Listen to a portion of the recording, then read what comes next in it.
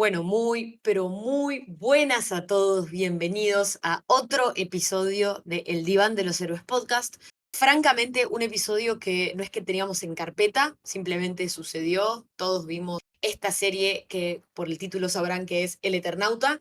Y aprovechando que a todos nos gustó mucho y nos dejó recontra manijas y además la repercusión mundial que tuvo, dijimos, hey, bueno, de hecho Alan dijo, hey, estaría bueno hacer un programa sobre esto y por supuesto que con Tommy accedimos, así que aquí estamos para hablar de una serie que, nada, si bien yo creo que todos esperábamos un montón, no sé si se esperaba la magnitud de repercusión que tuvo mundialmente, así que nada, muchachos, no sé cómo estamos hoy para hablar del Eternauta. A mí me gusta la implicancia de decir Tommy y yo accedimos porque me hace imaginarme a mí como una especie de persona maniática que viene con un cuchillo diciendo, vamos a hablar de esta nota, ¿eh? ¿Eh? Como que ahí corriéndolos con una faca hasta que ustedes dicen, bueno, está bien, está bien, está bien, tranquilízate un poco, vamos a hablar del Eternauta.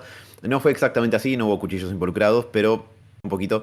Eh, y sí, a mí la verdad a ver, para comentar un poquito del backstage, de cómo es acá en Industrias El Diván de los Héroes, nos gusta la organización, obviamente, porque tenemos como esa tendencia y estoy a nada de ser considerado un robot, pero parte de eso es que planificamos programas con anticipación y vamos viendo el cronograma, esto y lo otro, y es poco frecuente, quizás es la primera vez que decimos de, che, pasó esto, o sea, salió esto.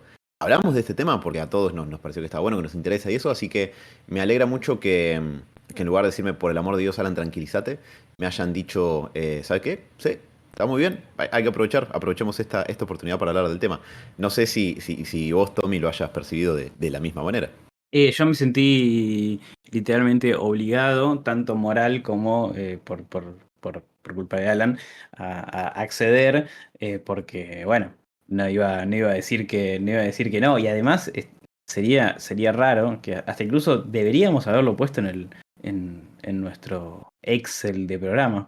Tenemos un Excel de programas, dado que nos la pasamos hablando de adaptaciones de cómics y no hablamos de esta que justo nos toca tanto, tanto como Spider-Man o como Daredevil o como todas las cosas que hablamos.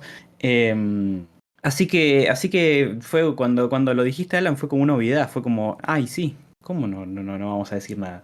Bueno, bien, me gusta que esa haya sido la percepción del asunto, pero para ir un poco adentrándonos en el tema, es bastante como dice Tommy, es decir, hablamos de adaptaciones, entonces, ¿cómo no íbamos a hablar de esto? O sea, yo voy a spoilear un poco mis opiniones. Para mí faltó que aparezca Batman, eso es una falencia que tiene la serie, pero bueno, nada, puede ser perfecto. Eh, Dicho esto, honestamente creo que en su momento, no sé, ustedes me dirán si les pasó lo mismo, pero yo creo que no había considerado agregar el Eternauta al cronograma porque no me imaginaba, dicho lisa y llanamente, con esto ya me voy metiendo en el tema y comentando mis opiniones, no me imaginaba que iba a estar tan buena. No me imaginaba que la serie iba a ser del nivel que es, no me imaginaba que iba a tener la repercusión que tuvo.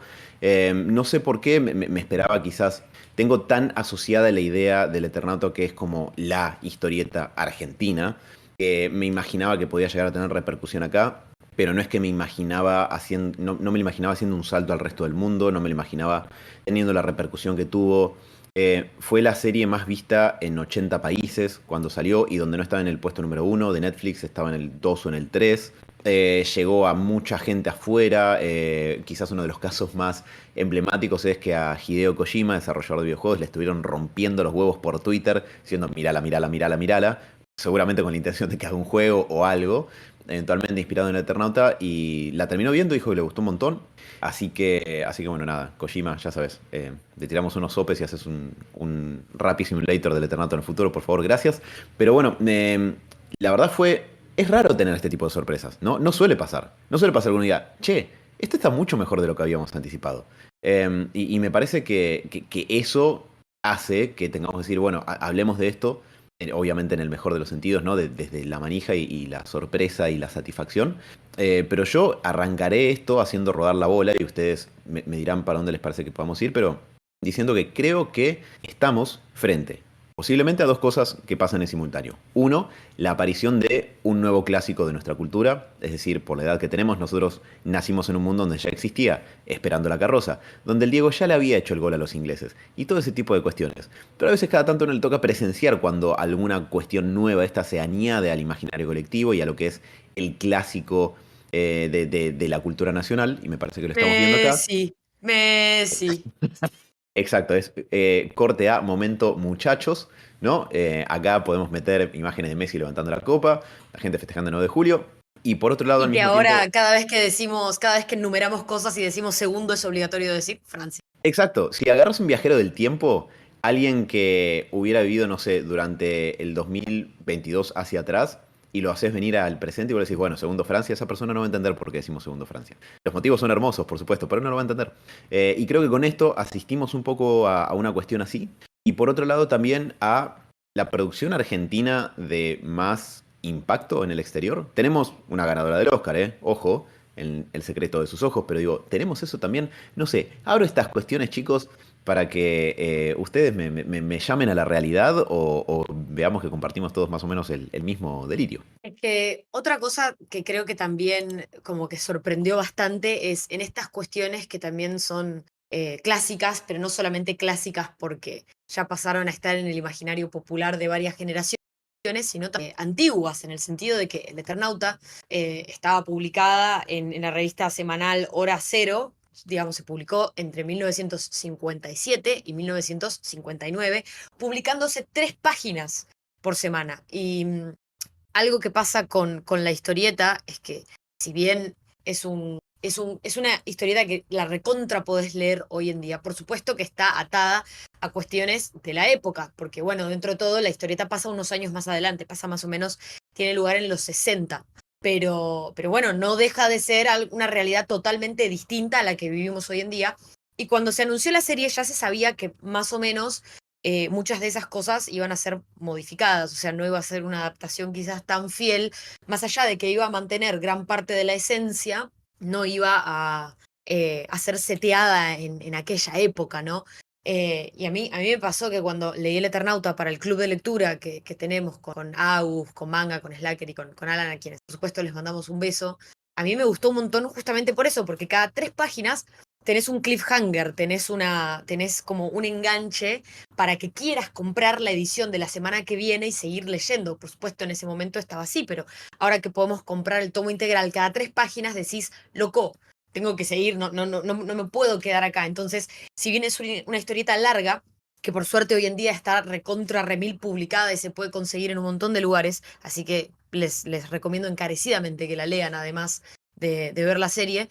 Es como que te daba miedo que, bueno, decir, bueno, a mucha gente, a mí no, a mí me gusta mucho, pero a mucha gente no le gusta mucho Darín, o piensa que ya está un poco quemado, o piensa que es ese actor que uno ve en todos lados y decís, ¿cómo va a ser de Juan Salvo? Sobre todo con la edad que tiene, porque Juan en la historieta era un poco más joven, ¿cómo van a adaptar la historia?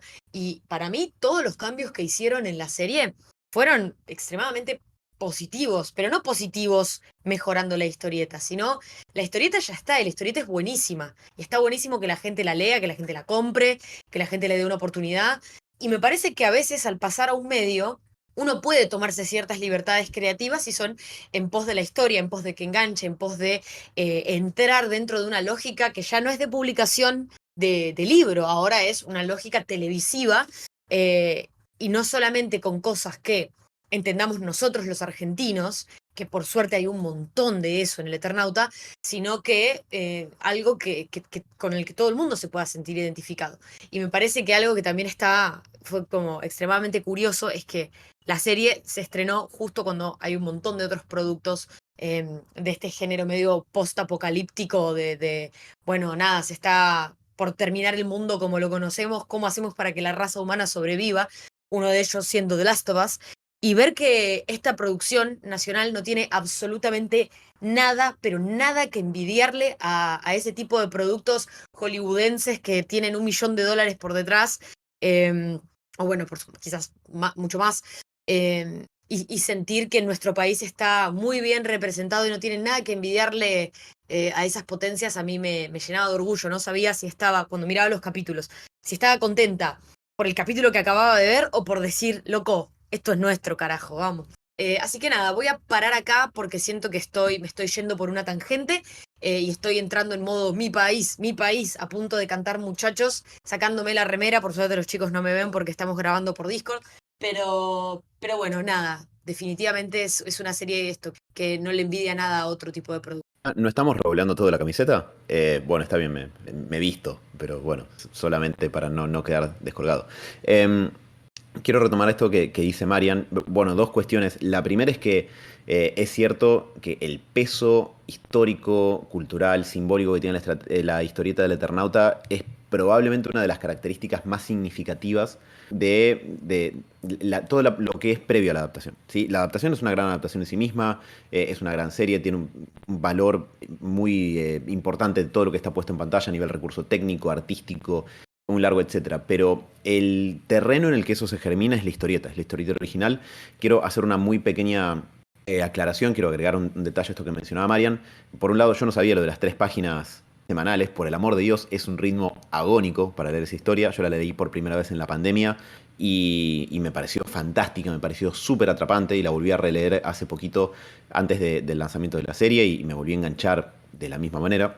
Pero la historieta además fue escrita durante 1957 por Héctor Germano Estergel. ¿Sí? Y Héctor Germano Estergel es una persona que eventualmente terminó militando en Montoneros. Era una persona de una postura política marcada y muy marcado también por su época, porque 2 años antes de que arranque la historieta, la Argentina vio una interrupción de su proceso democrático con un golpe de Estado en 1955 de la autoproclamada Revolución Libertadora que derrocó al segundo gobierno del general Juan Domingo Perón, que se fue al exilio en ese momento. Entonces, mucho de lo que ocurre en el Eternauta está tenido con ñ, de lo que pasaba en la época, porque no se restituyó la democracia inmediatamente. Para cuando el Eternauta arrancó, estaba gobernando el general Pedro Eugenio Aramburu, uno de los dos autores, junto con el general Isaac Rojas, de lo que fue el golpe de Estado de la Revolución Libertadora. Y después la democracia volvió de manera parcial, porque el peronismo, el partido mayoritario en ese momento, estaba proscripto, y lo estuvo hasta 1972. Entonces, esto no sale no sale en el vacío, esta historieta. Y lo que llega a la serie está impregnado de eso, no de maneras evidentes, no de maneras panfletarias, no de maneras que podrían resultar expulsivas o poco orgánicas a la serie, pero hay algo en el ADN de la historia que está conectado con eso. ¿Y por qué lo menciono? Porque como bien dijo Tommy al principio, nosotros solemos hablar de adaptaciones. Y creo que estamos muy acostumbrados a que las adaptaciones de las que hablamos en general sí, vienen de Estados Unidos, que no es un contexto políticamente neutro, porque ninguno lo es, eso no existe. Pero sí me parece que tiene como cierto terreno estable en materia de las adaptaciones que produce. Son producidas en contextos, son más o menos lo mismo. Cambia un poco si fue cerca del 11 de septiembre, si fue en la época de Reagan, si fue en la época de Obama, ponele un poco. Pero salen más o menos cortadas con la misma tijera, una mayoría bastante importante. Y acá tenemos esta historia. Acá tenemos esta adaptación que viene de esta historia, que viene de una época muy particular.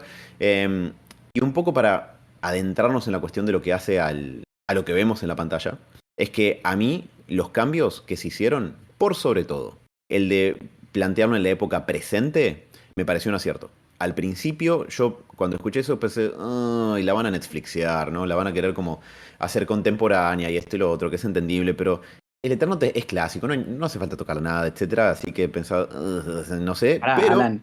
Y sí, menos mal que confirmaron rápido que Juan Salvo era Darín. Y yo cuando leía esas cosas, esos comentarios de no, siempre Darín, pero Darín ya está viejo. Yo decía, chicos, si esto está hecho de Netflix y confirmaron a Darín, qué bueno que Juan Salvo no es un adolescente puberto de 17 años, 18, 20, ¿viste? El pibe carilindo, que podría haber sido, imagínense de Netflix una adaptación diciendo che, Stranger Things le fue re bien, vamos con algo parecido, hagamos algo parecido. Y son todos chicos que se juntaron en la casa a jugar, no sé, al chancho, viste, cualquier cosa, nada que ver, no era truco. Y son todos pibes ahí, y es toda una versión del Eternauta con adolescentes. Por eso yo me quedé tranquilo de que, bueno, yo prefiero que lo hagan más viejo que más joven. Y además, hacerlo más viejo y utilizar a alguien de la edad de Darín te permite agarrar elementos posteriores en la historia argentina para seguir impregnando a la serie de nuestra cultura, como es el hecho de que Darín sea un veterano de la guerra de Malvinas y que haya luchado en el 82. Y eso, que es parte de lo que Alan decía, cómo impregnamos esta serie de el contexto histórico del momento. Bueno, esto no es solamente del contexto histórico del momento, una Argentina, digamos, más o menos hoy en día, sino también de toda la historia que vivió este personaje siendo militante y representando al país de una manera, digamos, tan emblemática como fue haber participado de ese. Sí, incluso hasta es un acierto, sumando esto que estamos diciendo, que hay muchos cambios que para el lector de la historieta, el que la leyó, el que tiene idea, que muchas veces hablamos de esto como algo negativo, ¿no? Los cambios frente al material original. Es más, nosotros hablamos largo y tendido sobre los cambios, si son positivos o negativos, pero esta cosa de toda la parte que se ignora del principio de la historieta, del Eternauta llegando y en realidad estamos escuchando la historia que está siendo contada, esta cosa de Darín teniendo sus war flashbacks literales, porque son war flashbacks de verdad de lo que vivió en las Malvinas, mezclándose con sus visiones del futuro, que para el lector ya sabe qué es lo que está pasando, ya decís, el momento de que esto ya lo vivió. Es un gran guiño para que sea interesante la historia y no sea algo de el desenlace de la mitad del final y que sea algo que esté metido muy en la trama de la serie. Que nos estemos acercando lentamente al momento donde Darín se da cuenta que esto ya lo vivió, y sea como es una adaptación fiel de la historieta, donde el argumento pasa por eso también, y que esté metido con engañando al espectador para que no se la vea venir o ir dejando las miguitas de pan de lo que está pasando, camuflado con los War Flashbacks de Malvinas. Es hasta un acierto súper interesante de que alguien que esto lo pensó muy bien y dijo, che, para hacer este golpe de efecto lo podemos hacer así y así, y no arrancando la historia con un Darín que ya viajó, un Darín que ya está con el traje, narrándole lo que pasó a otro tipo sentado, que sería raro que empezara así la serie. Yo por mi parte haré un intento, mientras vamos hablando hoy, de no necesariamente adelantar mucho de la historieta, porque si bien obviamente hay cambios que se hicieron para, para esta adaptación y hay cuestiones.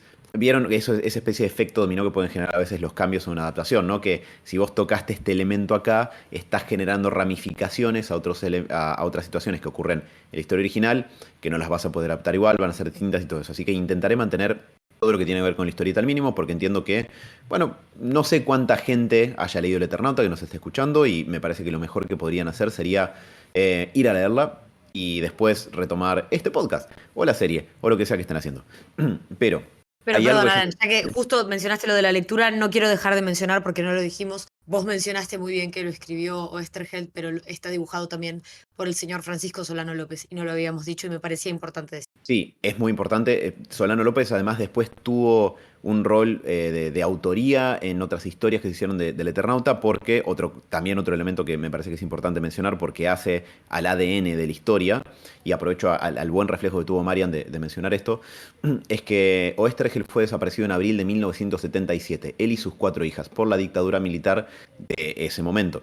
Y nunca se volvieron a encontrar sus restos. Entonces, de ahí hacia adelante, con la vuelta de la democracia, el Eternauta tuvo continuaciones, tuvo secuelas, tuvo historias, y algunas de ellas están llevadas adelante por el dibujante de la historia, que fue Francisco Solano López. Y como un pequeño dato de trivia, menciono que hay una versión de El Eternauta que cuenta la misma historia, pero más breve, más acotada, que está no dibujada por Solano López, sino por Breccia, que salió en su momento, que bueno, o sea, si uno quiere como una especie de reversión de la historia original, también existe y se consigue actualmente, de lo que nos vamos a referir. Y de hecho la historia que está siendo adaptada para Netflix es la versión original de Oesterheld y Solano López.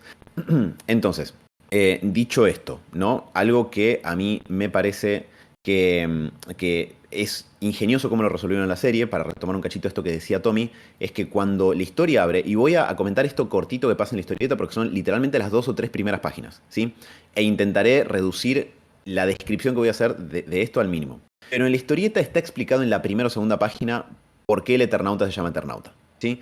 Entonces, más allá de que después no es que todo se vuelve súper explícito a partir de eso, y uno dice, ah, claro, por eso, Eternauta.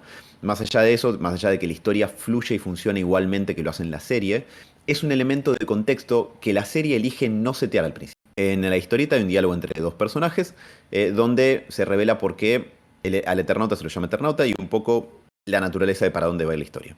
La serie de Netflix no cuenta con eso, entonces, ¿cómo lo modifica? Bueno, con esto que decía Tommy. Y con esto también que decía Marian respecto de la cuestión de hacerlo a Juan Salvo un veterano de Malvinas. A lo largo de la serie nosotros vamos viendo justamente que Juan Salvo va experimentando lo que al principio parecen ser flashbacks de el momento en el que fue excombatiente, de la guerra de Malvinas, en los que parece que experimenta visiones mezcladas con algunas cosas medio del presente, porque él se ve a sí mismo con la edad que tiene ahora. Pero, para cuando termina la serie, en uno de los últimos diálogos que tenemos, y eso me pareció brillante como final de temporada, es que Juan Salvo dice, claro, yo lo que estoy teniendo no son recuerdos, son cosas, o sea, yo esto ya lo viví, pero son cosas que todavía no pasaron. Estoy parafraseando, ese no es el diálogo. Pero, ¿por qué Vuelvo digo las que ganas de tipo gritar que me dio ese momento. Dije como, no, sí, sí, Netflix, sí. es que lo que yo iba pensando mientras veía la serie es, ponele que esto lo está viendo Hideo Kojima, lo está viendo un japonés, ¿no? Probablemente esa persona se esté preguntando, ¿por qué carajo se llama El Eternauta esta serie? ¿Por qué? Porque, ¿Cuándo aparece el Eternauta, no? Tipo, ¿por qué? claro, o sea, es porque, no sé, falta que prendan la Ether señal y salga de la Ether cueva a pelear contra los villanos con sus poderes de eternidad. ¿Por qué? ¿No? Bueno, resulta que no es por eso. Resulta que tiene que ver justamente con que Juan Salvo está experimentando el tiempo de manera distinta. Y esto, ¿por qué digo que me parece que está tan bueno? Porque siendo una historia sci-fi, en esencia el Eternauta es una historia de sci-fi. Tanto la historieta como ahora la serie de Netflix, más allá de que la serie de Netflix esté más ajustada también a esta cuestión del género posapocalíptico, como bien comentaba Mariana hace un rato. Pero setear un misterio así, que además está básicamente enraizado en el nombre de la serie, me pareció brillante, porque cuando vi esa parte dije, claro, estos tipos, estos brillantes hijos de puta, van a ir revelando, probablemente, justamente la naturaleza de lo que le pasa a Juan Salvo y por qué el nombre con el correr de las temporadas. Yo hablaba con un amigo y aprovecho a abrir esto un poco a preguntarles su opinión a ustedes, a ver qué les pareció. Yo hablaba con un amigo que me comentaba que no le parecía un final de temporada muy efectivo el de la serie, porque no revela información nueva, ¿no? Y lo que hablábamos es básicamente, o sea, yo le decía, creo que vos sentís eso porque leíste la historieta, sabés cómo termina, entonces por eso decís, ah, no, bueno, pero esto no resuelve alguno de los misterios que aparecen al principio, frente a lo cual, para el espectador de Netflix me parece que sí. Porque vos ves que cae una nieve, que la gente se muere, que todo se va al pasto, pero no sabes exactamente qué pasa más allá de eso. Y la serie, o sea, la primera temporada, termina revelándote un fragmento de lo que hay atrás de eso. Y justamente con el cliffhanger, como hacía la historieta original, porque tenía que salir una vez cada 3 días, con el cliffhanger de decir, no, para, ¿qué carajo es esto? ¿Qué carajo va a pasar? Y quiero seguir viendo. A mí me funcionó así, por lo menos. No sé ustedes, capaz que dijeron, ah, esto ya lo vi. No sé. A mí justo me pasó que yo vi la serie con alguien que no leyó la historieta, que es mi novia Lucrecia, que le mando un beso, y me pasó de, yo quizás no tenía información nueva, pero dije, che, qué bien esto, porque ya desde el principio no te setean lo que la historieta sí te setea al principio, entonces yo corro con información de ventaja, pero me pasó esto de, dije, ah, por acá lo van a meter, y verla con alguien que se sorprendió mucho y quedó como, y va a terminar acá. Entonces creo que es un poco lo que decís vos, Alan, pero a la vez a mí como lectora de la historieta no me pareció ni flojo ni nada, al contrario, lo que me pareció es, che, qué bueno que vaya a ir por acá y la emoción también de ir viendo las reacciones de las personas que no saben mucho de qué va la historia, de qué va la cosa, y es como la emoción de la expectativa que tiene el otro. No sé, yo lo viví así por lo menos, no sé vos. Sí, yo no había pensado mucho en qué tipo de cliffhanger es, porque es una serie que está armada para esto va a terminar o en una o otra temporada. O sea, acá no hay un final. Desde el vamos te vas dando cuenta de que ya en los últimos capítulos de que no va a terminar, no hay chance de que termine. El argumento final, lo que ni siquiera es un desenlace, porque no es un desenlace mentiroso, casi que es parte todavía del nudo, de los últimos 2, 3 capítulos es mandar un mensaje. O sea, no es tenemos que ir a destruir a los aliens, no es tenemos que escaparnos de la Tierra, no es algo que sea considerar un final. Es más es la misión del argumento que tenemos que hacer y listo. Entonces, nunca me quedé pensando como, bueno, termina la temporada y es un gran cliffhanger que te deja, y ahora vamos a ver qué pasa. Yo creo que no sé si tanto con la frase de Darín diciendo esto ya lo viví, sino también con la presentación de los manos, así en un gran momento, y la frase de vuelta también sacada de la misma historieta el verdadero enemigo, ¿no? Creo que pasa más por ahí el cliffhanger. Ver a River con los destellos de luces, vaticinando lo que sería la batalla de River. Creo que juega más con eso, pero como diciendo, a ver, no hace falta mostrar tremendo cliffhanger o dejarte caliente con algo o la aparición de los manos con rostro para decirte, che, venía a ver la segunda temporada. Creo que las ganas de ver la segunda temporada te las da la misma serie. Y creo que va a ser más importante cuánto tiempo tarde en salir la siguiente temporada que cómo terminó la primera. Por un lado, volviendo a Stranger Things, que ya no sé ni hace cuánto tiempo que estamos esperando la última temporada y te olvidás del cliffhanger de la temporada pasada. Y termina con un cliffhanger de aquellos la temporada anterior. Entonces, creo que por más que tenga un mejor o un peor cliffhanger, o si tenés más información o menos información, lo importante al final es cuánto tiempo tardás en sacar la nueva temporada y qué tipo de historia es, si es una continuación exacta o... porque vieron que muchas veces pasa eso, esto de que en las primeras temporadas que no saben si va a haber segunda temporada, termina medio como, bueno, esto podría ser el final de la serie o dejar algo para la siguiente temporada. Las series que ya saben que van a tener siguiente temporada, que ya saben que van a ser exitosas o que mínimo ciertas productoras o distribuidoras como Netflix o HBO saben que la van a tener que bancar sí o sí, por más que no sea, porque es una cuestión de que la serie va a tener que tener otra segunda temporada.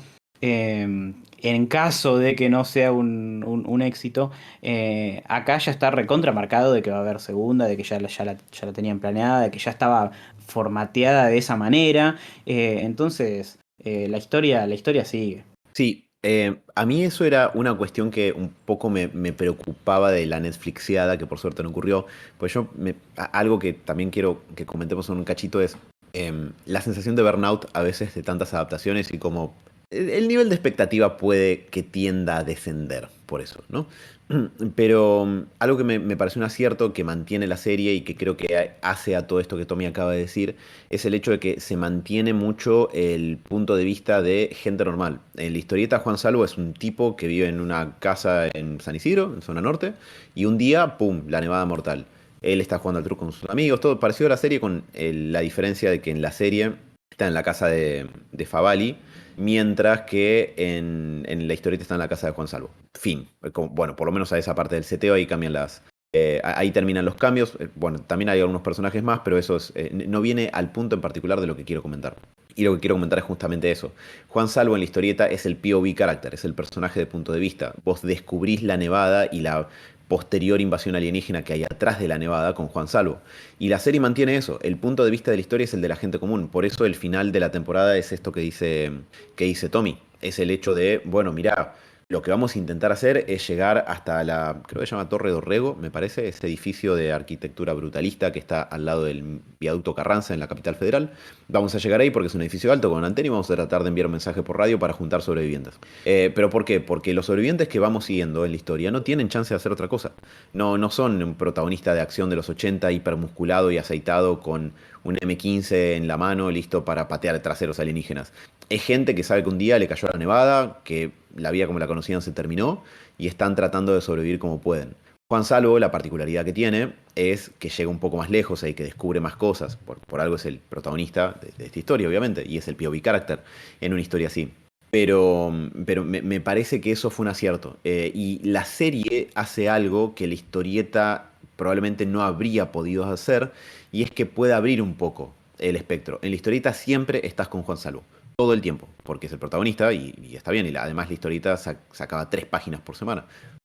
Pero en la serie tenés otros personajes que puedes ir siguiendo. No estás permanentemente con Juan Salvo, si bien obviamente estás la mayor parte del tiempo con él. Y en eso me parece que conserva un aspecto que hace que sea fundamental para que se conserve esa sensación que genera la historieta. Y es la visión de la gente de a pie, y acá voy a apelar a una particularidad, es que es gente de acá. O sea, son personas argentinas de la zona del AMBA. Y hay una buena parte de la población de nosotros que nos podemos identificar con eso. Y es algo poco común. Nosotros solemos ver yanquis en las historias, no solemos ver argentinos. Y acá tenemos de eso. Entonces, eso para mí se mantiene y se sostiene y conserva como el mismo feeling, me parece, de la historia. Y encima, es otro de estos aciertos que está muy pegado con lo que decís vos, porque le pasaste por encima a lo que yo quería decir, que otra de mis preocupaciones cuando anunciaron la adaptación es que el Eternauta, gran parte de la historieta, tanto como del nudo, como del desenlace, es una historieta casi de guerra, es absolutamente belicosa. Vos a Juan Salvo lo seguís de batalla en batalla, donde es constantemente faltaban las trincheras, pero pasa de todo, desde de tanques, de luchas armadas, de luchas con los bichos, uno atrás de otro. Y yo tenía miedo de que esto se transformara en una especie de película de guerra, pero en realidad es una serie de guerra, donde, bueno, seguimos a Juan Salvo por las calles de Buenos Aires luchando cada 2 por 3. Y si bien sería una adaptación, ponele, más fiel, creo que perdería esto que decís vos, un poco la chance de mostrar el resto de personajes y el resto de qué es lo que pasa con Buenos Aires y con el resto de las personas que viven en Buenos Aires, y no tanto con a Juan Salvo, el héroe clásico, poderoso, que puede, que él sobrevive, que él lucha, que él gana. Entonces me sorprendió también que se la hayan jugado con, no sé, 3, 4 episodios sin caer en la guerra o en un conflicto armado, tanto de personas entre personas o de nosotros contra los bichos o lo que sea. Eh, Creo que hasta eso estuvo muy bien, que sabemos que van a haber, porque un poco lo estamos esperando, ¿no? El conflicto armado va a venir, pero que no se centre tanto la serie en eso y no se centre tanto la serie en seguir a Juan Salvo, cual héroe clásico donde estamos viendo su camino y listo, y que se centre también un poco en lo que le pasa al resto de la gente. En la historieta, si haces la comparación, la cantidad de páginas que suceden dentro de la casa son muy pocas. Al toque los personajes principales, sobre todo Juan, se arma el traje y sale a las calles. Acá son 2 episodios seguidos donde no salimos del mismo setting de la casa. Y con razón, porque es lo que el realismo de la serie pasa un poco por eso. Y el realismo no hablo de que si esto es posible o esto es real, sino de que cómo actúan los personajes o cómo actuaría una persona de esa manera frente a estas situaciones que les van pasando. Así que la verdad que yo sigo encontrando que los cambios y las decisiones artísticas que se tomaron, que después hasta incluso ayudan a que la serie sea así, ¿no? La decisión bueno, hagámoslo en la modernidad, ayuda tanto al argumento como a la producción, porque ahora no tenés que volverte loco con cada escena que muestres tenga que estar ambientada en los 50, que es claramente imagínense, las calles de Buenos Aires sufrirían un cambio bastante drástico. Entonces es plata que no es necesaria, no es necesario que la inviertas en eso. tenés el extra de hacerlo a Juan, veterano de Malvinas, y hasta ahí ya tenés la excusa de la historia, la justificación de la historia de que sepa a usar un arma. En la historieta Juan Salvo era reservista, entonces ya tenía entrenamiento militar, pero ahora es muy, muy raro que haya un reservista, o sea, tiene que ser sí o sí alguien que haya estado dentro de los militares, o tenga algún entrenamiento de parte propia, qué sé yo. Pero eso también ayuda.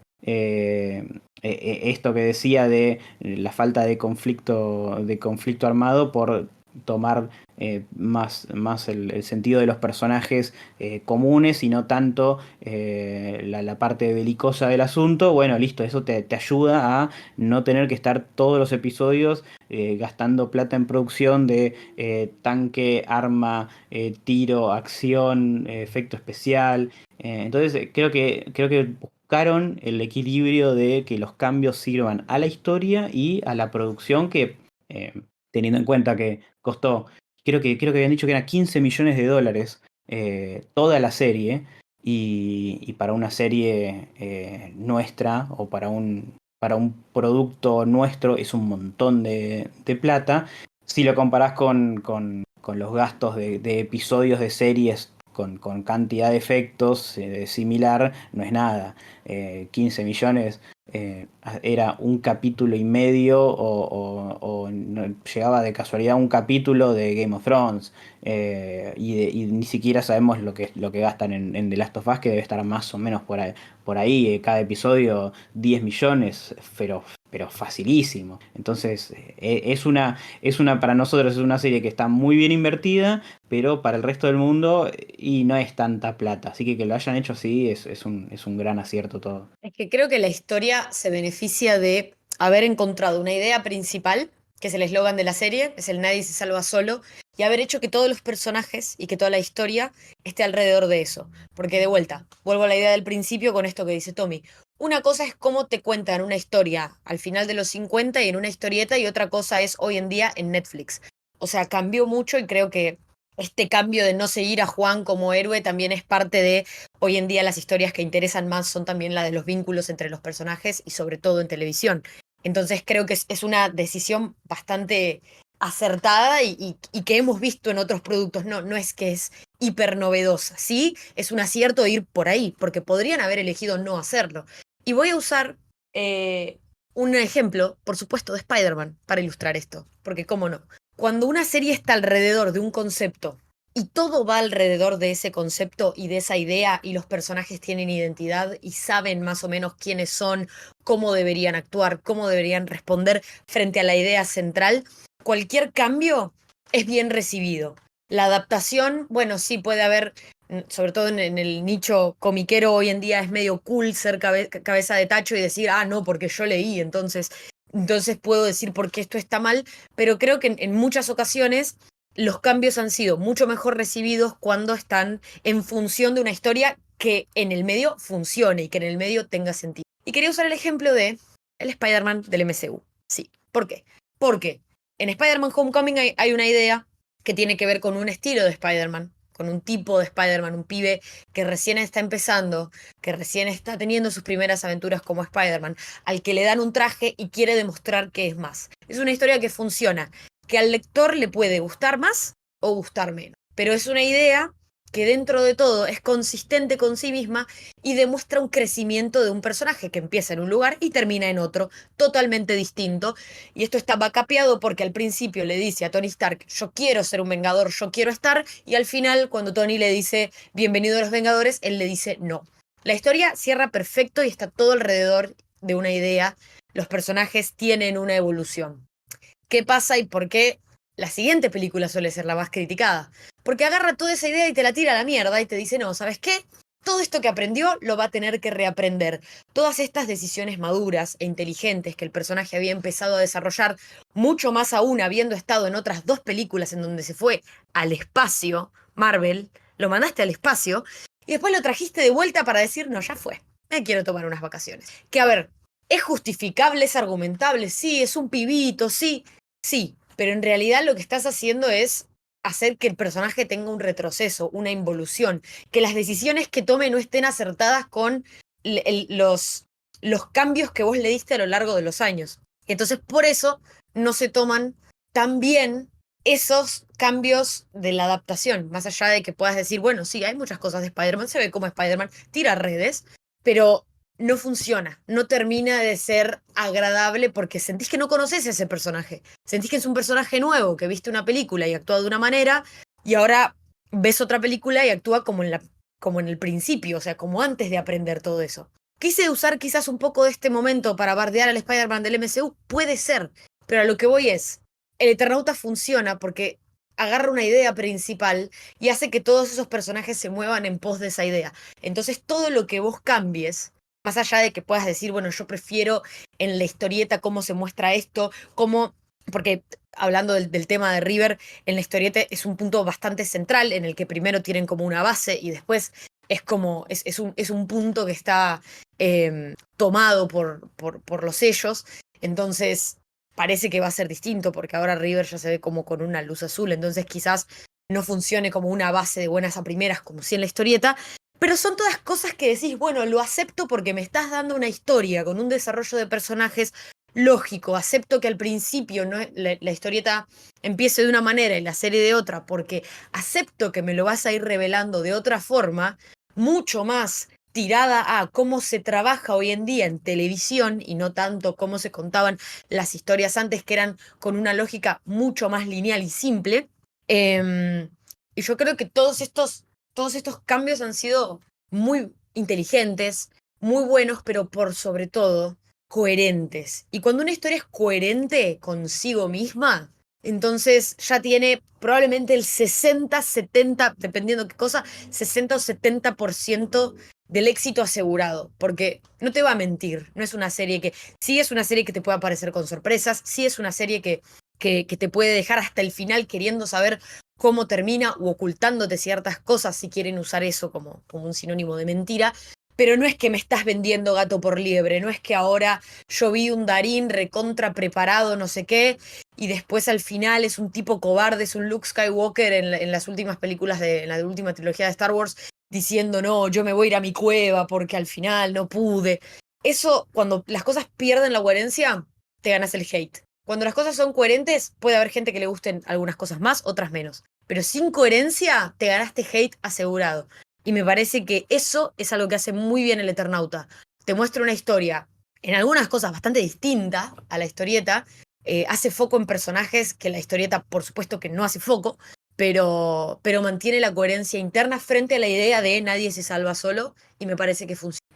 Tommy, después haceme acordar que te alcance la guita porque, bueno, teníamos en el pool de apuestas si el comentario de Marian de Spider-Man en el programa de hoy venía por Amazing Spider-Man 2 o por Far From Home. Y bueno, nada, yo aposté a Amazing Spider-Man 2 y perdí. Así que Si después te quieren, transfiero. si quieren sumarse a nuestras apuestas a futuro, pueden entrar a apuestas sobre Mariana y Spider-Man.com y entran y bueno, es como Bet365, se descargan la app y pueden apostar en el episodio siguiente del Diván de los Seres, a qué va a venir la referencia de Marian sobre Spider-Man. Lo bueno es que el nombre de dominio, la verdad, estaba libre. O sea, no había mucha urgencia por ocuparlo, así que lo encontramos libre y lo pudimos garpar. Pero sí, a mí algo que me gustó también en relación a esto que comenta Marian respecto de la coherencia es el hecho de, y un poco también viniendo de todo eso que yo les comentaba respecto de la historieta original, sus intenciones, su contexto, el tipo de historia que narra, los mensajes que tiene, y parte de la preocupación de la Netflixiada y la Netflixiada como algo que por suerte no ocurrió y era algo negativo que yo anticipaba, donde también quiero aprovechar e incluir un poco lo que decía Tommy sobre lo fácil que habría sido irse por un lado mucho más efectista, pero también chato narrativamente de contar más que nada una historia bélica.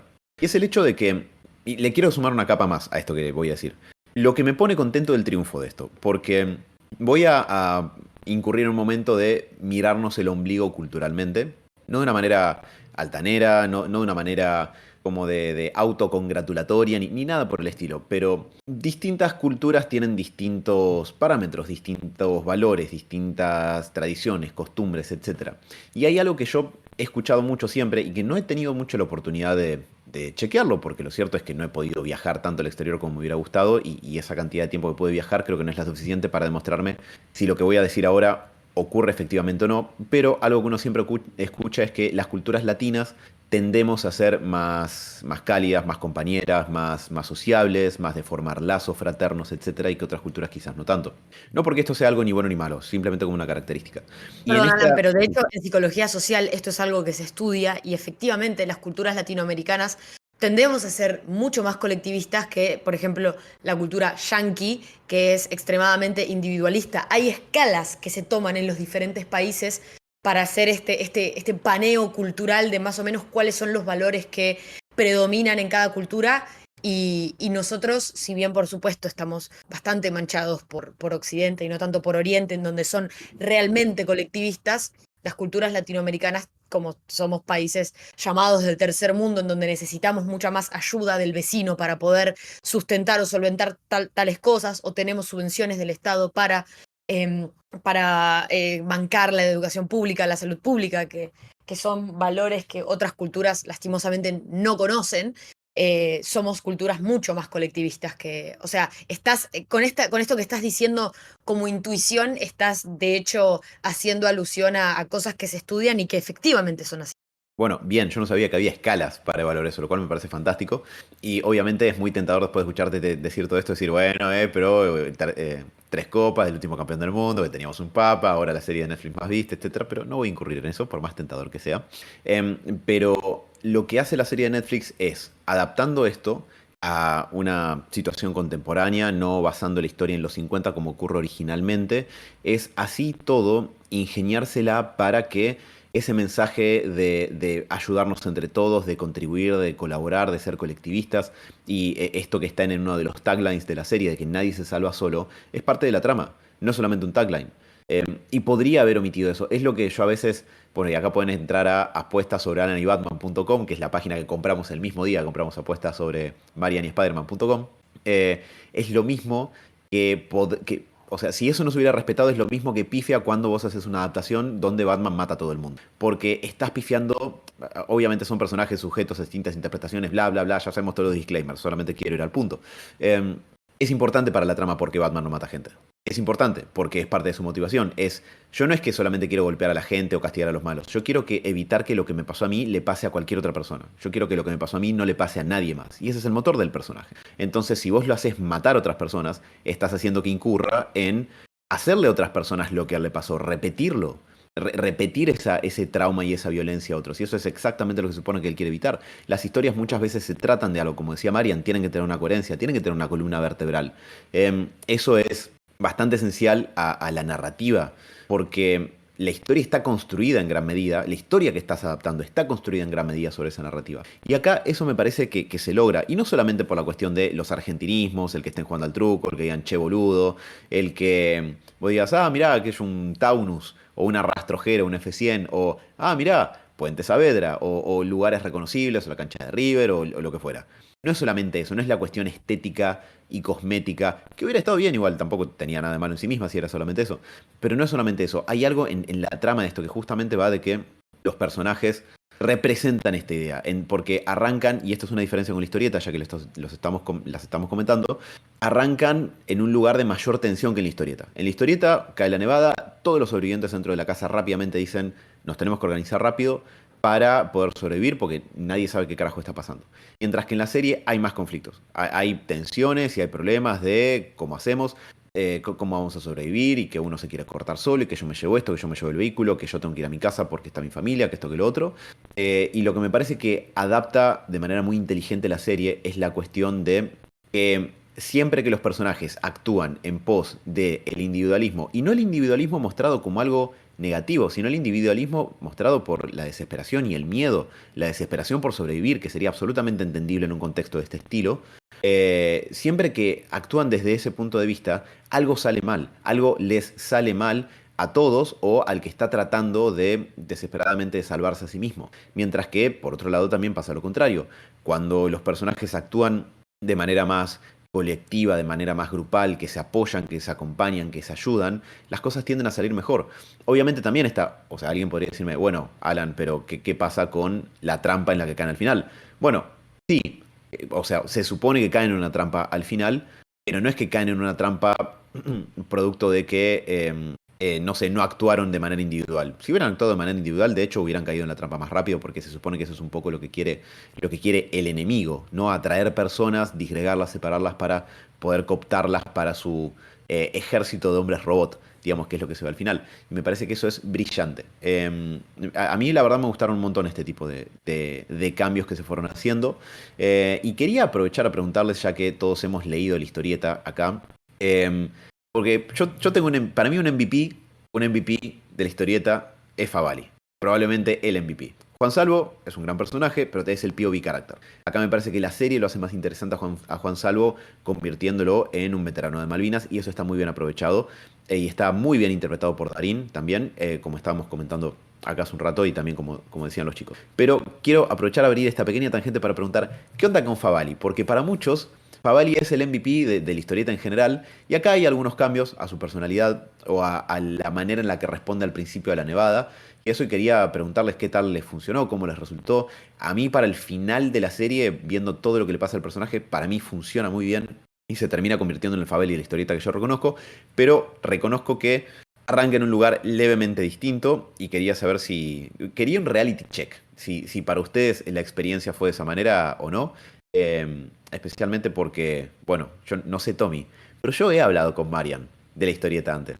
Y sé que también Favali era un MVP para ella, si no me equivoco. Es que me parece que tenés razón con esa apreciación en el hecho de que en la historieta, y también en esto que decía Tommy, ¿no? Favali es medio el superhero, es el que puede todo, el inteligente, el que sabe, el que va, el que está. O sea, si bien vemos todo desde la perspectiva de Juan, es como que sin Favali la cosa no funciona. Favali te ayuda no solamente a que avance la trama, sino a que muchas de las cosas se logren. Juan sin Favali probablemente muere. Y acá no es que no, porque me parece que también está un poco en ese lugar de tipo conocedor, de líder, de que te saca de un problema, de mucho pensamiento lateral para resolver situaciones, pero me gusta porque me parece, y no solamente Favali, me remito a Favali porque es lo que preguntaste, pero creo que todos los personajes están mucho más humanizados, son gente real, son respuestas probables, y me parece que esta serie... Algo que es interesantísimo es que gran parte de la idea de la serie se cocinó mucho en pandemia y me parece que hay mucho de la pandemia en esto también, que por supuesto, ¿por qué no lo habría? Si es una situación dentro de todo similar en el sentido de que tenemos que quedarnos en sus casas, el enemigo es lo desconocido, es esa cosa que está afuera, que no sé qué es, pero que si salgo tengo miedo a que me mate, ¿no?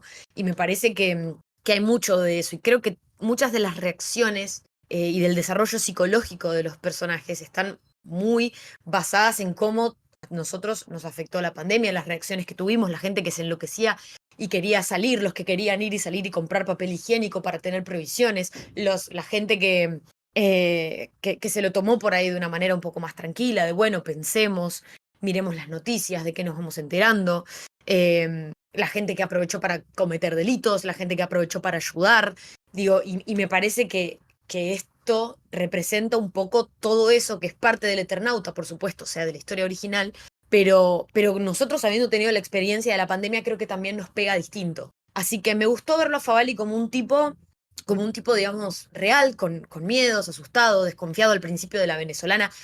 Amé que introduzcan un personaje tipo un rapi. Una persona que trabaja en pedido ya venezolano es lo más real y accurate culturalmente que podrías meter. Y me gustó esa pizca de realismo de, bueno, no es que vamos a tener uno que va a ser medio el que está, si bien un poco a veces por detrás, es el que está resolviendo todo para que sobrevivamos, sino que entre todos vamos a poner un granito de arena. Así que yo estoy, o sea, si bien el Favali del Eternauta me gusta mucho porque es medio, más allá de que no sea el POV character, es un poco el Power Ranger rojo, o ese Power Ranger que a veces era dorado, plateado, negro, digamos, ese que era como el ultra poderoso que al final terminaba por hacer más peso en la batalla. Pero me gustó que acá todo eso estaba, pero un poco más abajo y parecía una persona como mucho más real. No sé, Tommy, vos cómo lo viste.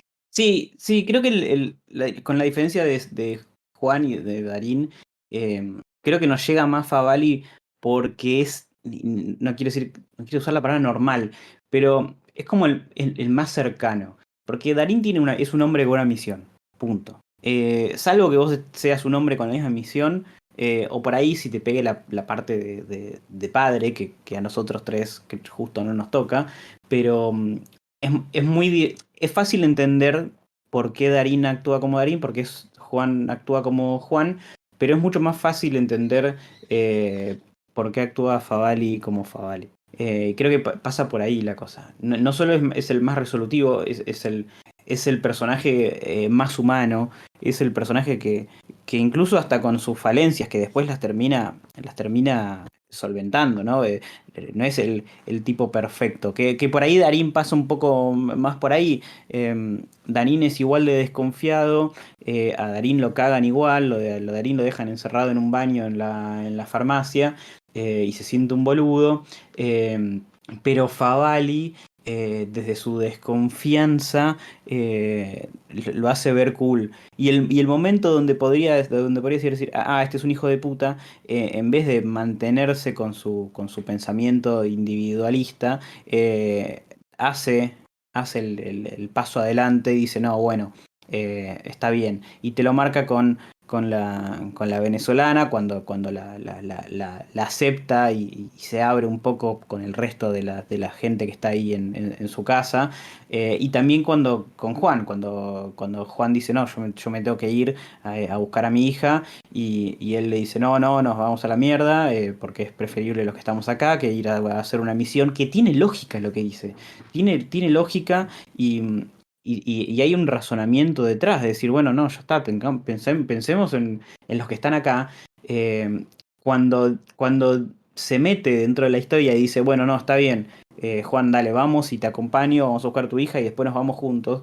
Y ahí es donde entra la ficción y esta ideología de que uno no se salva solo y que tenemos que estar juntos y bueno, y la esperanza de encontrar a la hija viva.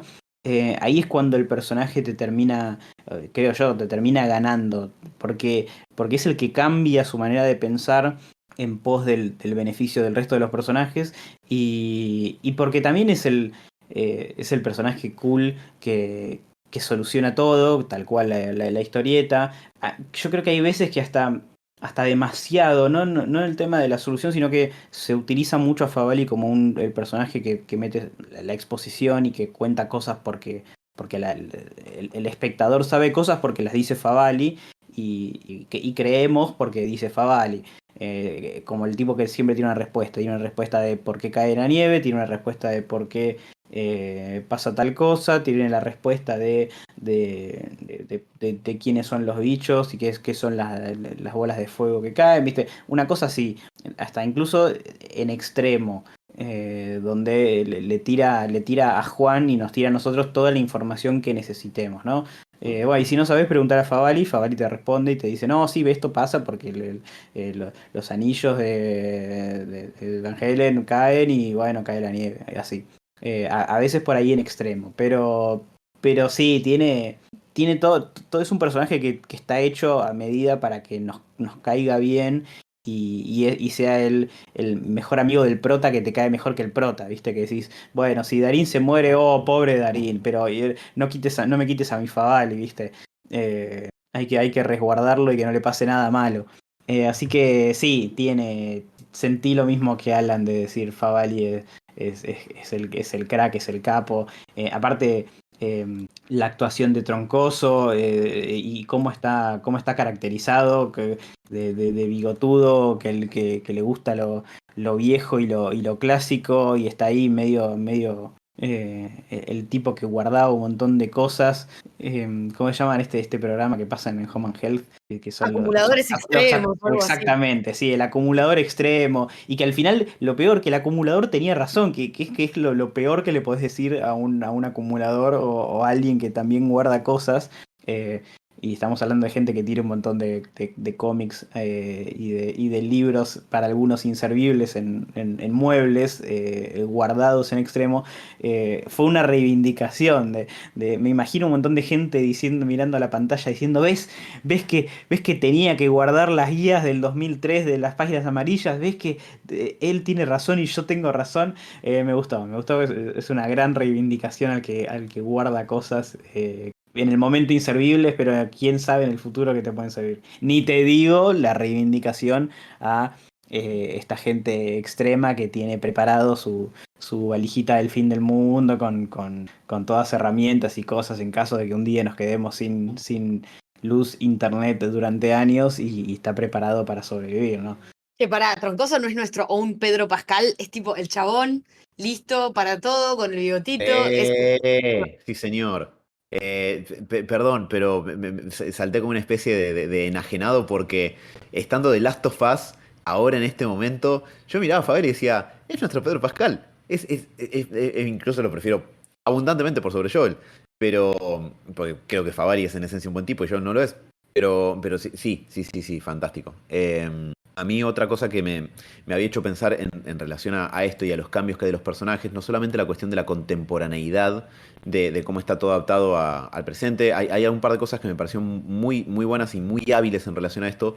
Una es esto que decía Marian, de por un lado, no hay nada más Argentina 2025 que alguien laburando de Rappi, más si es alguien de Venezuela, un país de donde hemos tenido un influjo migratorio muy grande en la última década y mucha gente resuelve su situación económica a veces trabajando en este tipo de cuestiones porque es una manera muy pragmática de generar un ingreso que podríamos ser mejor. Podríamos tener toda una charla debatiéndonos respecto de, ¿no tendría que haber alguna legislación laboral justamente que proteja a una parte tan grande de la población? Pero bueno, no vamos a convertir el podcast sobre el Eternauta en eso.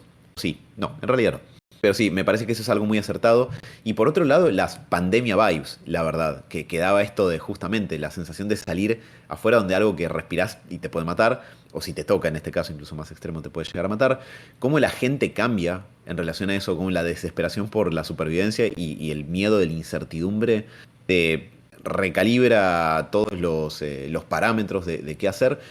Y algo que quería aprovechar también a preguntarles, a ver qué les pareció, es un poco una sutil, leve, pero presente reconversión de la historia también a este subgénero posapocalíptico, en el que me parece que la serie de Netflix al menos definitivamente encaja. De hecho, hay muchos reviews en internet ahora que comparándola con Walking Dead, con Last of Us y seguramente otras, porque a través de Favali, justamente como decía Tommy, el personaje que nos hace saber cosas de la trama, que en la historieta era así y mucho más incluso, hay una explicación de parte de Faveli respecto de esto de que en realidad hay una catástrofe global. O sea, hay explicaciones que podrían ser más naturalistas a lo que está pasando, que son las que da Favali. Lo del cinturón de Van Allen, que creo que Troncoso menciona con el cinturón de Van Halen, como si fuera el músico, lo cual me pareció fantástico.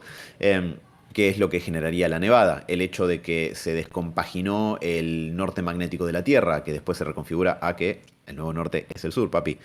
Corte a Messi levantando la copa. Pero que eso también habría sido parte de la catástrofe natural que ocurrió y que o lo de la aurora boreal también al principio de la serie. Creo que todo eso, sumado a la manera en la que está mostrado la cuestión de la supervivencia, lo ubica un poco en el género post-apocalíptico y le pone una pata más fuerte en cierto tipo de sci-fi. No porque esto elimine la explicación de los aliens de fondo, que ya vimos que están en la serie. Pero me parece que la lleva un poco más para un terreno de un sci-fi más contemporáneo, porque, bueno, pasaron casi 70 años de la historieta, entonces es entendible que algunos cambios hayan tenido que hacerse. Cosa que también me gustó, me gustó lo que se agregó de los cascarudos, de cómo te muestran que envuelven gente, cual She-Lo, a Frodo en la entrada de Mordor, ahí en esos capullos repugnantes, y después son llevados a ser convertidos en probablemente en hombres robot. Esta, ¿cómo es? Bueno, en realidad es más bien la estética general de cómo se ve todo al final con el tema de los manos y todo, me pareció muy bueno. Y creo que hay un componente de eso, hay un componente de, no es solamente es una invasión extraterrestre, sino que probablemente lo que diga Favali termina siendo recontrastado por la trama. Para la primera temporada no tenemos mucho más que poder tomarle la palabra a Favali de que eso es efectivamente lo que está pasando en la serie, más allá que igual puede haber aliens de fondo. Y eso me pareció bastante ingenioso porque la ciencia ficción ha cambiado mucho de la década de los 50 ahora. Creo que el Eternauta para su momento fue recontra revolucionaria en lo que planteó para el sci-fi de la época y por eso ha sido siempre tan icónica, pero en este caso me parece que la reconversión y la readaptación se ha hecho verdaderamente verdaderamente muy, muy bien. Creo que hay diferencias de esas que funcionan un montón. Y yo no sé, ¿ustedes se encontraron en algún punto con alguna diferencia que no les resulte? Yo vi gente comentando que capaz que la conflictividad entre los personajes, entre los supervivientes, no les cerraba mucho porque es cierto que en la historieta switchean mucho más rápidamente a nos tenemos que ayudar y proteger entre nosotros, y que en la serie tardan más en llegar a eso, por ejemplo, como un punto de crítica común. Pero ustedes... ¿Les vieron algo de eso? ¿Les dio alguna sensación de ese estilo? ¿O soy yo que estoy muy montando el hype train y estoy muy, muy encantado con todo en general? No sé qué les haya ocurrido. No, o sea, yo me remito a esta cuestión del realismo que tiene la serie respecto de si pasara eso hoy, si hoy miráramos por la ventana y pasara una cuestión de esas en las que empieza a caer algo del cielo que vos ves que la gente se empieza a morir. Claramente que, digamos, habría cierto tipo de organización, cierto tipo de ayuda, pero a mí lo que me dio a pensar la serie es, si pasa algo así, ¿yo puedo confiar en todas las personas que están acá dentro de mi edificio? La verdad es que no. O sea, yo no sé cuánto tiempo tardarían en empezar a hacer saqueos por casa, romper las puertas, matar a las personas que están en las casas para que un grupo selecto se quede como con el manejo de todos los bienes materiales. Esperaría que no, pero no lo sé. Y me parece que cuando se te switchea el modo supervivencia, es muy difícil poder decir qué haría uno en esa situación. Es como cuando tenés un robo en la calle y vos pensás, bueno, yo creo que reaccionaría de cierta manera, pero también hay muchos relatos y discursos de la gente que dicen, no sé qué me pasó, pero me quedé paralizado, por ejemplo. Una persona que quizás pensaba que en esa situación se manejaría de otra manera.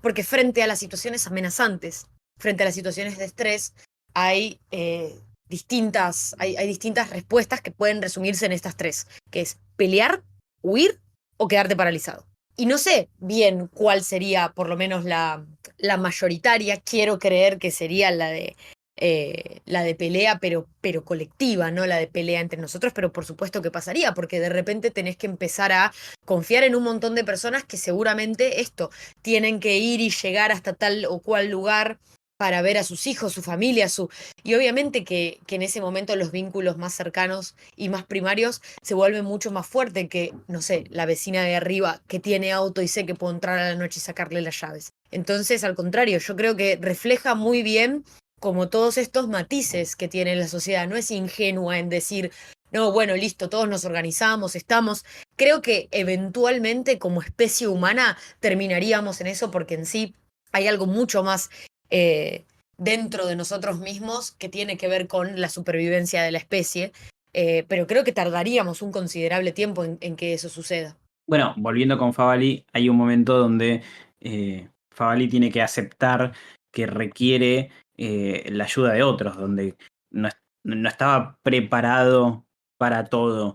Cuando le caen los otros muchachos con los autos y todo, y que le hacen el cambio de la casa rodante por la casa y el taller.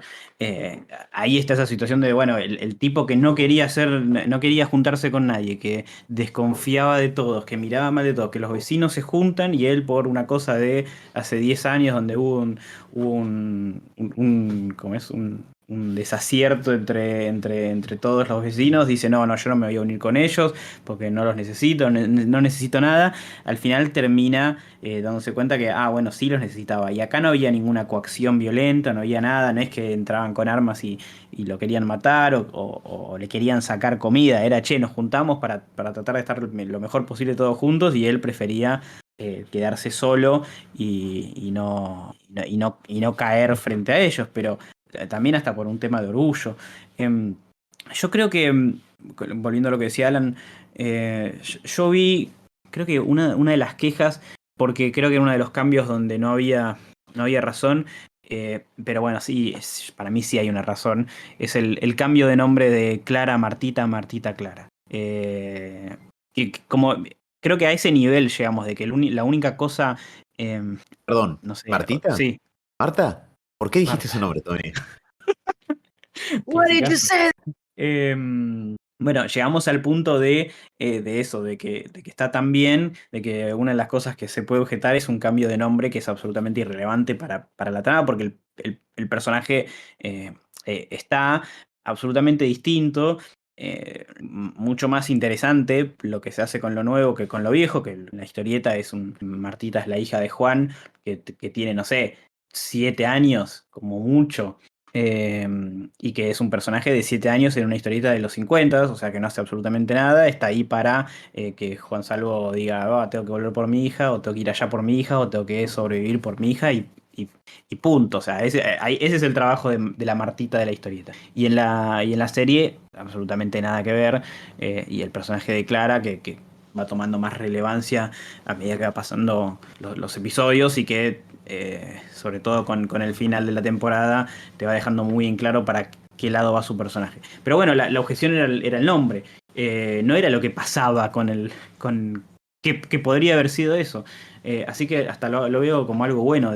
Mirá, hay el comentario más relevante sobre un cambio que no gustó fue el nombre de un personaje. Que teniendo en cuenta que está en la modernidad, si le pusiste Martita o Marta, es un nombre medio más de los 50 que de los 2020, ¿no? Sí, no sé cuántas chicas de 16 años hay hoy que se llamen Martita, honestamente. Sospecho que no debe ser un margen estático muy amplio. Una cuestión representacional, ¿no? Si hay alguien de 16 años que se llama Martita que nos está escuchando, nos parece genial. O sea, no tenemos ninguna objeción con esto. Solamente que quizás no sea algo tan representativo del día de hoy. Pero Si te llamas Marta y tenés 16 años, puedes entrar a la otra página nueva que hicimos, es Marta, ¿por qué dijiste ese nombre? Y loguearte y contarnos que por qué te pusieron Marta, si es un tema de tradición, si tenés algo que ver con Marta Kent o Marta Wayne. Así que bueno, estamos haciendo muchas páginas, no sé si se dieron cuenta. todos nombres de dominio que estaban disponibles. Creo que por eso las pudimos comprar por chiloras. Quién sabe cuántos dominios más podamos llegar a tener. Pero aprovecho todo esto que estaban comentando para algo que verdaderamente era una de las cosas que más me interesaba por charlar con ustedes el día de hoy en relación a esto. Y es lo siguiente. Y tiene que ver con el hecho de las adaptaciones en general.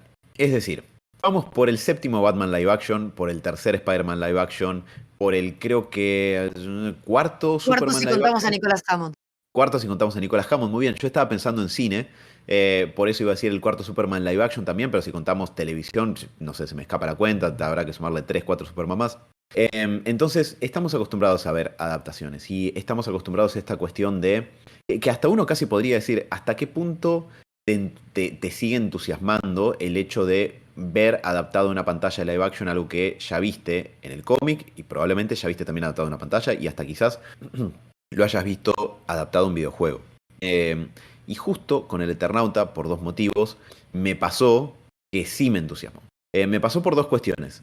Por un lado, porque tengo que reconocer, y en esto me hago cargo, podrían decirme, pero te convencen con estas cosas, o que por eso te llego, esto y lo otro. Sí, a mí me llegó mucho la adaptación el hecho de el verosímil de que pasa una zona en la que yo vivo. Es así de sencillo.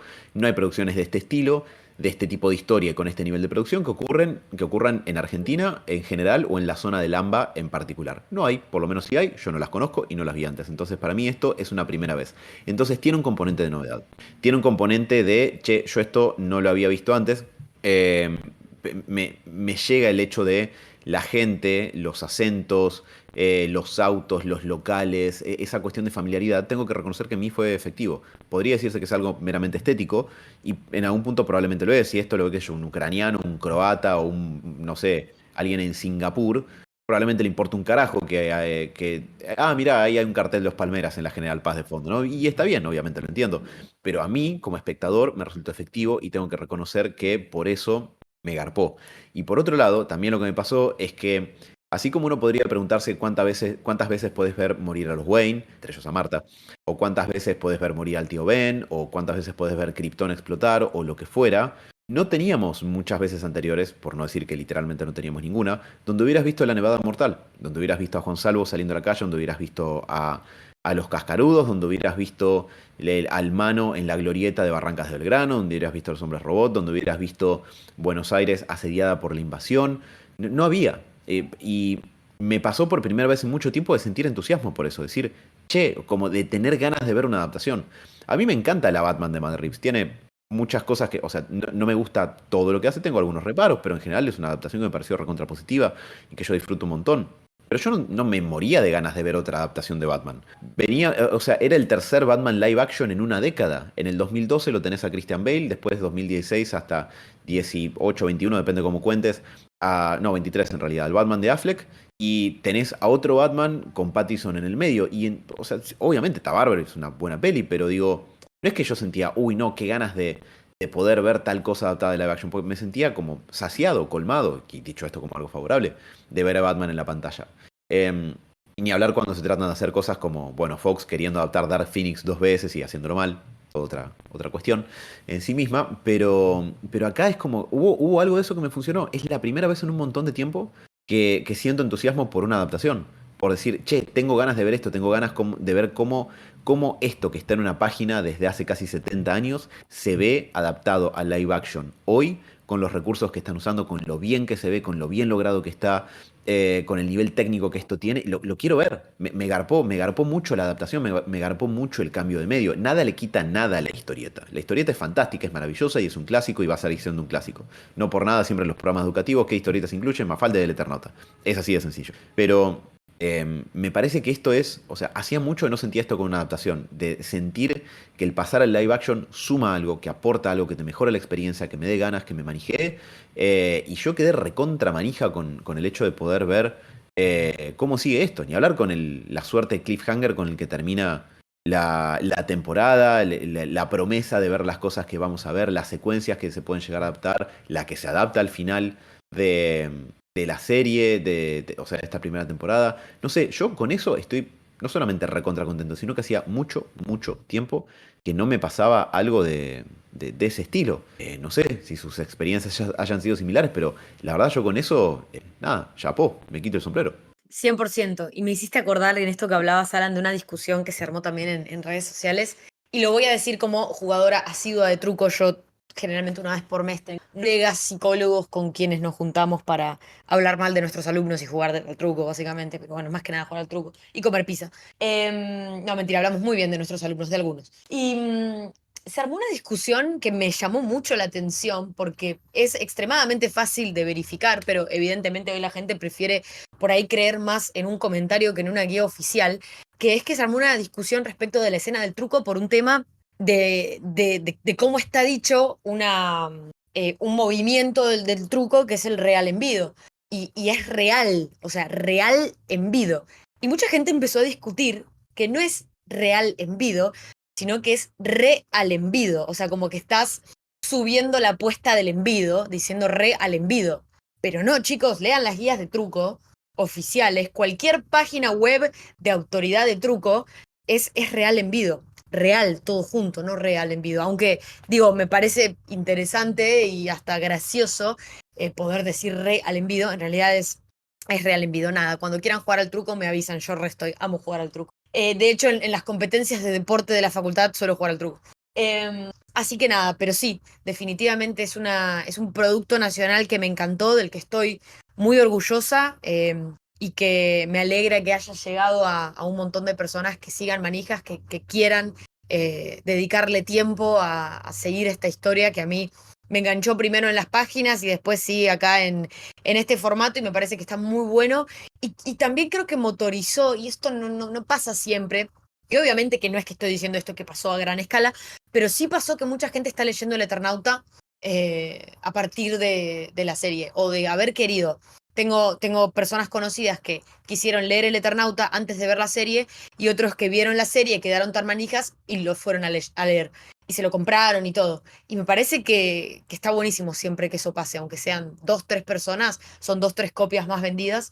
Y son personas que, bueno, que se adentraron a un medio que quizás no es el medio con el que suelen compartir, no sé, lecturas nocturnas, pero la serie que pueda acercar a personas al medio de la historieta también está Sí, yo vi mucha gente desde la salida de la serie en transporte público, leyendo en teléfono o en papel El Eternauta, así que creo que es algo que podríamos decir. Encima hay éxito de ventas, hubo cola para comprarlo, sé que en librerías, así que me parece que es un fenómeno que se dio de que no estamos muy acostumbrados, pero que se dio finalmente, que una adaptación venda o haga vender mucho más la historia original, la historieta. A mí me pasó todo esto mismo que están diciendo, pero, pero incluso más allá, donde yo veía esto, sobre todo con las escenas em, de los flashbacks de la guerra de Malvinas, donde yo no podía parar de pensar cuándo va a ser el momento de tener una película de acción, de guerra, bélica, bien nacionalista, contando tantas historias que hay, que existieron para adaptar, o sea, ni siquiera es que hay que inventar mucho, de heroísmo de los soldados de Malvinas, sobre todo, de Fuerza Aérea, de lo que sea. Y poder tener una película a todo trapo, con buenos efectos, gastando lo que haya que gastar, que sea un éxito acá, que sea un éxito allá, donde sea, pero empezar a tener estas superproducciones que sí, es muy a la Yankee, pero la Yankee lo hacen por, por obvias razones, o sea, y nosotros deberíamos hacerlo por las mismas razones que lo hacen ellos, porque es algo nuestro. Nosotros, el Eternauta, si viviéramos en Estados Unidos, sería la tercera vez que vemos adaptada esta historieta. Pero no me cabe la menor duda, y tendríamos un millón de películas, de series, de productos audiovisuales, de lo que sea, de Malvinas, de nuestros héroes patrios que no son San Martín, de todo. Así que mi pedido, mi deseo es que esto no solo sea un inicio para grandes producciones argentinas. Si Netflix tiene que poner la plata, no me importa. Si bien tiene que poner Amazon, no me interesa. Ojalá tengamos más productos de este estilo, donde se la jueguen con grandes efectos, con grandes producciones, no sé, de lo que quieran, de Güemes cayendo con sus infernales a caballo, tomando barcos a caballo, lo que sea.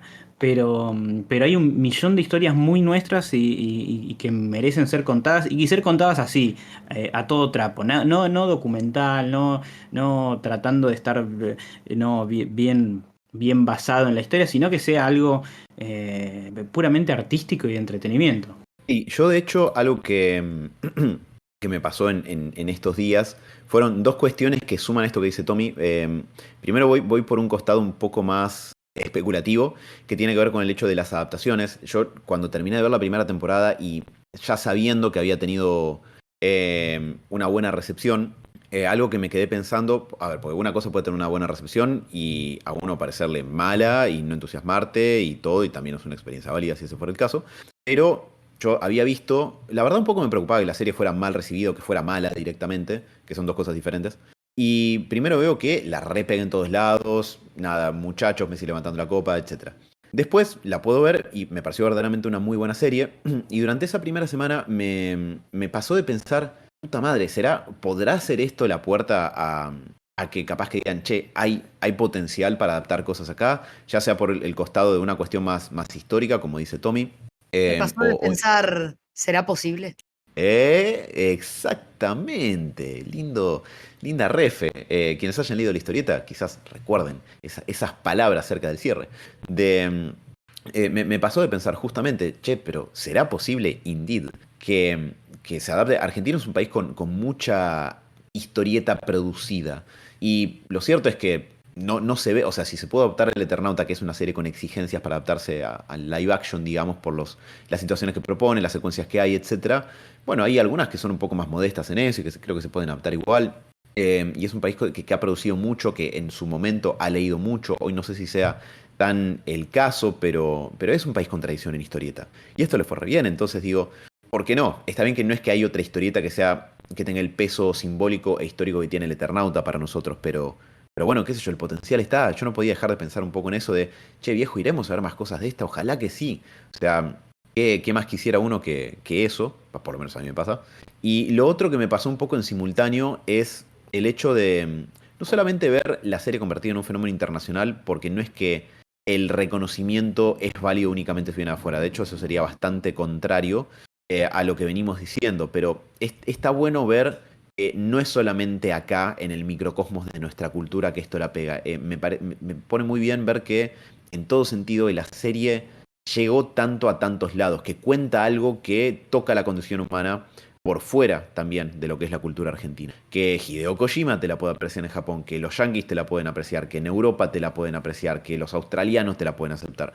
En fin, de todos lados. Y no solamente eso, sino con que me parece que eso pone también en evidencia el talento que hay acá. Que eso es algo que está siempre muy subyacente a todas estas cosas que venimos diciendo sobre el tema de una cultura colectivista como la que tenemos acá, y que creo que ese talento emerge justamente porque tenés una cultura colectivista que permite que ese talento germine y se desarrolle, porque no hay que estar únicamente peleando por la supervivencia y velando por vos mismo, porque tenés la historieta original, que es de un talento enorme en un país que tiene mucha tradición de historieta, pero también tenés todos los recursos técnicos que se pusieron de parte de los equipos locales, que como decía Tommy, con el presupuesto de un capítulo de House of the Dragon te hicieron 6 capítulos de una serie de la puta madre, con la parte actoral, con Darín, con Troncoso, con Carla Peterson, con todos los demás actores que están en pantalla y que uno creo que no puede decir que nadie se desempeñe mal. Entonces, ver todo eso, la verdad a mí me dejó muy contento, porque no solamente que se volvió un boom acá, sino afuera. Y a mí no me pasaba, no sé, desde Dark Knight, desde Spider-Man 2, desde Infinity War o desde algún otro momento de que vos ves que la gente habla de esto. Estás en el momento donde esto está pasando, donde esto está en boca de todo el mundo, donde todos lo comentamos, donde todos estamos entusiasmados. Y eso es fantástico. Hace un montón de tiempo que no me pasaba. Y quiero agregar un detalle a eso en relación a este tema, y es que mis viejos tienen alrededor de 70 años, ambos, y yo no sabía si recomendársela o no, viste, mi vieja es medio de, no sé si hay sangre, violencia, no sé si la quiero ver, etcétera. Y me sorprendió que, antes de que yo le pudiera decir eso, que ya la había visto y que les encantó. Y algo que me llegó de lo que les escuché decir es, qué orgullo que se haya hecho esta serie. Y es como que en ese momento pensé, sí, eso es exactamente lo que da en el blanco de lo que me viene generando esto.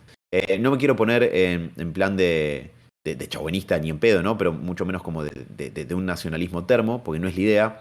Pero creo que es muy satisfactorio ver la reconfirmación y la revalidación del talento enorme que hay en Argentina, que se refleja desde la historieta, en Argentina y en Latinoamérica, quiero decir, la patria grande. Desde la historieta original en su momento, recorriendo todo el camino hasta casi 70 años después, que podemos terminar teniendo una de las series más vistas del mundo. Y una vez más, corte a Messi levantando la copa, muchachos, Francisco siendo ungido papa, todo eso y más. Así que la verdad, a mí esto me ha dado una alegría enorme. 100%, 100%. La verdad que tengo muchas ganas de tener novedades de todo lo que se viene del Eternauta, pero bueno, les recomendamos encarecidamente que quienes aún no hayan leído la historieta lo hagan, porque la historia es bastante distinta, pero por supuesto en esencia es la misma. Y seguramente tengan un disfrute y tengan también para disfrutar hasta que salga la segunda temporada de la serie. Así que bueno, muchachos, sin más, yo les agradezco muchísimo por el programa de hoy. Gracias, Alan, por la idea de hablar del Eternauta. La verdad que estaba re manija, y por suerte es una serie que dentro de todo mi entorno ha visto bastante, así que la he hablado en un montón de lugares, pero me faltaba hablarla con ustedes, con quienes me encanta compartir este tipo de cuestiones. Así que nada, chicos, la verdad, un placer. Espero que a todos los que están del otro lado también les haya gustado. Por favor, déjenos en los comentarios qué les pareció, y nos estaremos escuchando en otro episodio de El Diván de los Héroes Podcast. Hasta luego.